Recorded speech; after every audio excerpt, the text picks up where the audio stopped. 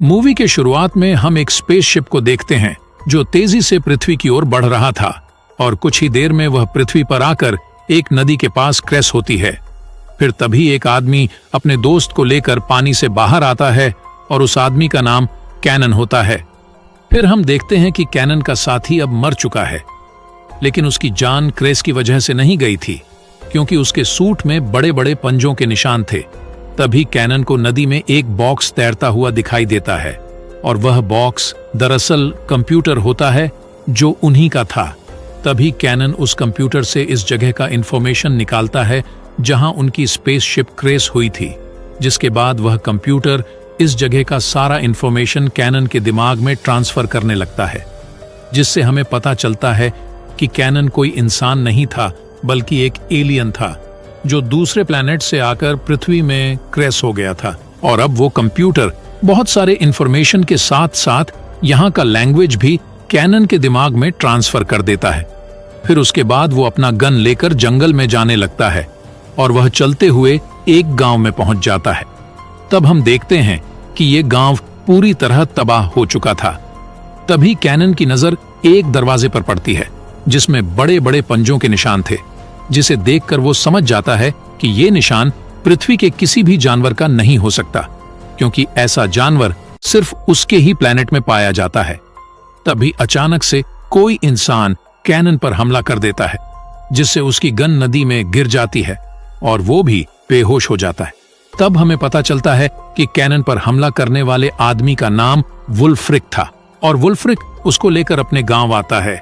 उसके बाद हम गांव के राजा को देखते हैं जो अपनी बेटी को कहते हैं कि वह वुल्फ्रिक से शादी कर ले, लेकिन उसकी बेटी जिसका नाम फ्रेया होता है वो शादी करने से मना करती है। इसी दौरान वहां पर वुल्फ्रिक आता है और राजा को बताता है कि हमारा पड़ोसी गांव पूरी तरह से तबाह हो चुका है, पर हमें पता नहीं चला है कि वह हमला किसने किया था, लेकिन वहां से हमने एक अनजान आदमी को पकड़ा है। जिसे सुनकर राजा उससे पूछताछ करने के लिए कहते हैं। तभी वुल्फ्रिक कैनन के पास जाकर उससे पूछता है कि उस गांव में हमला किसने किया था, जिस पर कैनन बताता है कि उस गांव पर हमला एक मॉन्स्टर ने किया था और मैं उसी का शिकार कर रहा था। जिसे सुनकर वुल्फ्रिक हंसने लगता है। तभी कैनन उन पर हमला करके वहां से भागने की कोशिश करता है, लेकिन वो तीनों फिर से उसे पकड़कर वहीं बांध देते हैं। फिर उसी रात हम देखते हैं कि अचानक से वही मॉन्स्टर उनके गांव पर हमला करता है और गांव के बहुत सारे लोगों को मार देता है। फिर वह उनमें से कुछ लोगों को लेकर वहां से चला जाता है। उसके बाद गांव के राजा कैनन को अपने पास बुलाते हैं और उससे पूछते हैं कि ये हमला आखिर कर कौन रहा है और तुम उसके बारे में क्या जानते हो।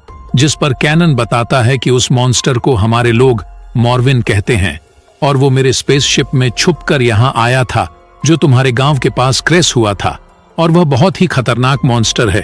उसके सामने जो भी आता है उसे वह मार देता है, लेकिन उसकी बात पर कोई भी विश्वास नहीं करता।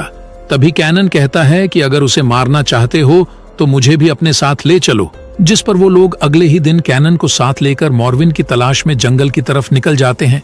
फिर वो लोग जंगल में थोड़ी दूर आगे जाने के बाद एक गुफा में पहुंचते हैं, जिसके अंदर जाने पर एक बहुत बड़ा भालू उन पर हमला कर देता है और राजा को मारने ही वाला था कि तभी कैनन वहां आकर अपनी तलवार को भालू के पेट में घुसा देता है, जिससे उस भालू की वहीं पर मौत हो जाती है। तब ये देखकर वो लोग कैनन को पसंद करने लगते हैं और उनकी नजरों में कैनन की इज्जत भी बढ़ जाती है। अब भालू को मारने की खुशी में वह सभी लोग पार्टी करते हैं और खुशियां मनाते हैं, क्योंकि उन्हें लग रहा था कि उन्होंने मॉर्विन को मार दिया है।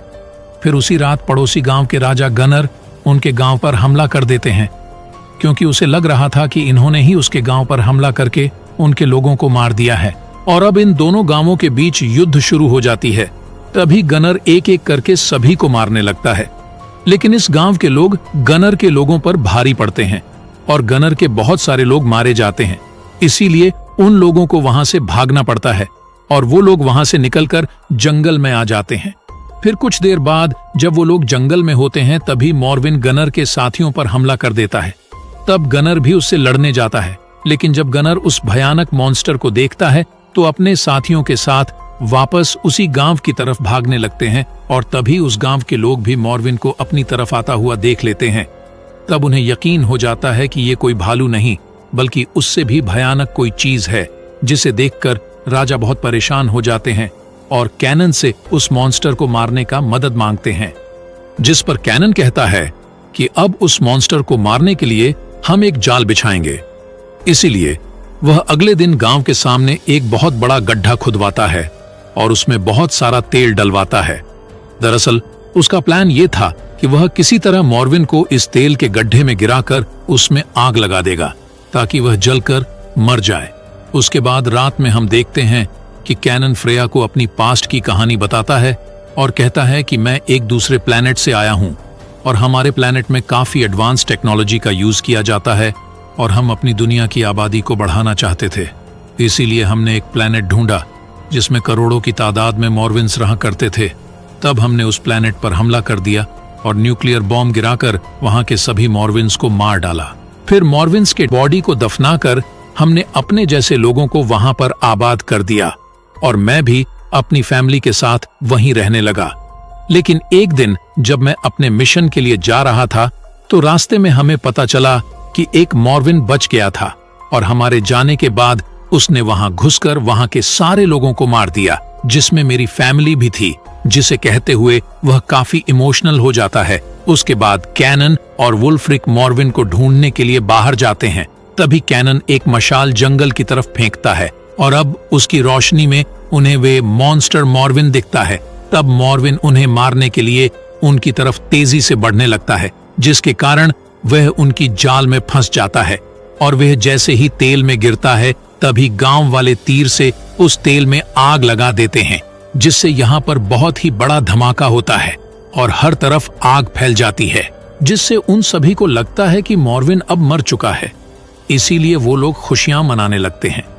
लेकिन तभी अंदर एक और मॉर्विन दिखाई देता है जो उसी मॉर्विन का बच्चा था, जिसे देखकर सभी औरतें वहां से भागने लगते हैं। तब ये देखकर राजा अपनी बेटी फ्रेया को बचाने के लिए अंदर जाने लगता है और मॉर्विन से लड़ने लगता है। वहीं दूसरी तरफ हम देखते हैं कि उस मॉर्विन पर आग का कोई असर नहीं होता है और वह बाहर निकलकर वहां के लोगों को मारने लगता है। वहीं दूसरी तरह हम देखते हैं कि इस सब में यहाँ का राजा भी मारा जाता है और वह पूरा गांव तबाह हो जाता है, जिसके बाद अगले दिन सभी लोग गांव छोड़कर जाने लगते हैं। लेकिन कैनन, वुल्फ्रिक, फ्रेया और उनके कुछ साथी वहीं रुकते हैं ताकि वो लोग मॉर्विन को मार सके।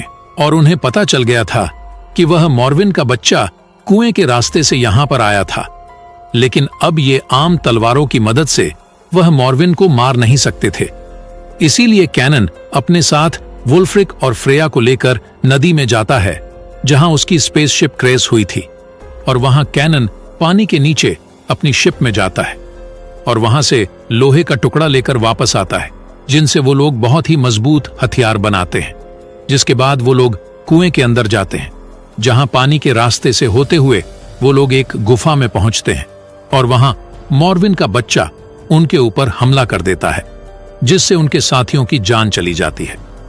फिर थोड़ा और आगे जाने पर कैनन देखता है कि मॉर्विन ने बहुत सारे लोगों को वहां पर इकट्ठा करके रखा था और तभी फिर से वो मॉर्विन का बच्चा फ्रेया को मारने के लिए उसकी तरफ बढ़ता है।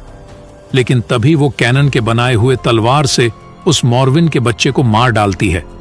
उसके बाद वो तीनों गुफा से बाहर आ जाते हैं, जहां पर वो बड़ा मॉर्विन वुल्फ्रिक पर हमला कर देता है, जिससे वुल्फ्रिक की जान चली जाती है।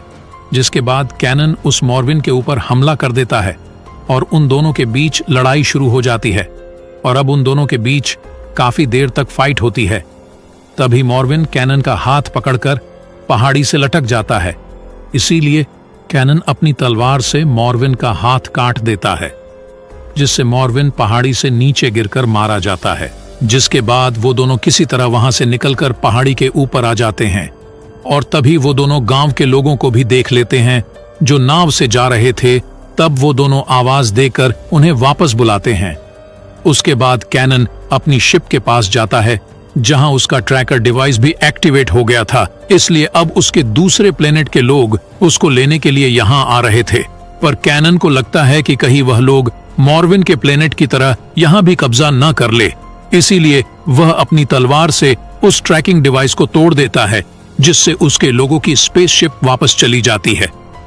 उसके बाद हम देखते हैं कि कैनन को उस गांव का राजा बना दिया जाता है और वह फ्रेया से शादी भी कर लेता है, और इसी के साथ ये मूवी यहीं पर खत्म हो जाती है।